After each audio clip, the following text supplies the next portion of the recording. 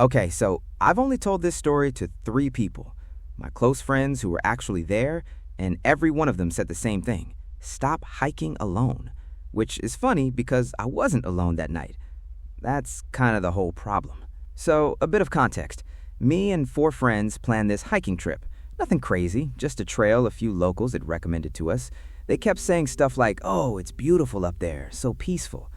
One guy, kind of older, running the little store at the trailhead, he said something I didn't think much of at the time. He said, "Just don't stop past the second ridge. Keep going till you find water."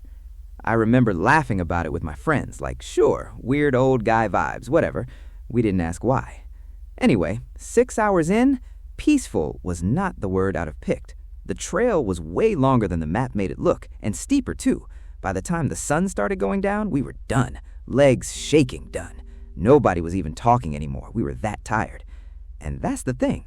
We'd walked way past that second ridge the old guy mentioned. I didn't even remember it till later. In the moment, none of us were thinking about some random comment from a shopkeeper. We just needed to stop. We found a clearing just off the trail, not the spot we'd planned, but close enough to a stream that we could hear water at night, so it felt fine. Nobody questioned it. We were too exhausted to care. Then I set up was quick. Nobody even cooked. I just remember getting into my tent, pulling off my clothes because I was completely soaked in sweat from the hike, and basically collapsing onto my sleeping bag. Didn't even zip myself in properly. And I was out. Not just asleep, gone. Like the world just switched off. I honestly don't know what time it was. I wish I did, because I've tried to piece this together so many times since. All I know is 1 second there was nothing, just darkness, just quiet. And then the next second, I felt it. Weight. Like real weight, pressing down on my chest. Not a dream weight, you know what I mean? Actual pressure, like something was sitting right on top of me. And it wasn't small. I tried to move and nothing. My arms wouldn't lift, legs wouldn't move. It was like my whole body had just been switched off, except for one part of me which was fully awake and absolutely losing it, screaming inside a body that wasn't responding to anything. I remember trying to force my eyes open wider, like that would somehow fix it.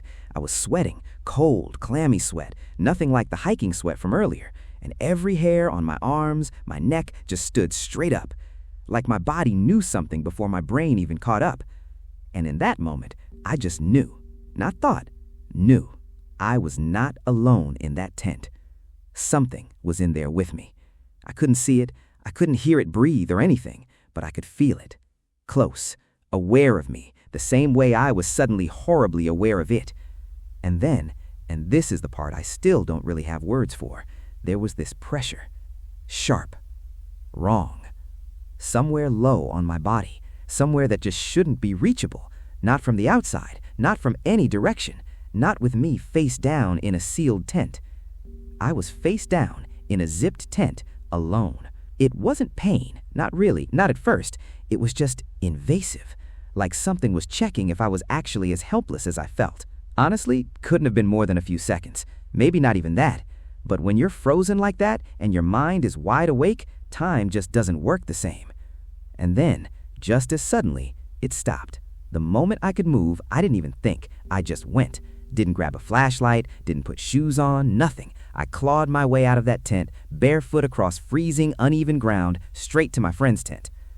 I genuinely felt like something was still right behind me. I don't even remember what I said when I got there, honestly.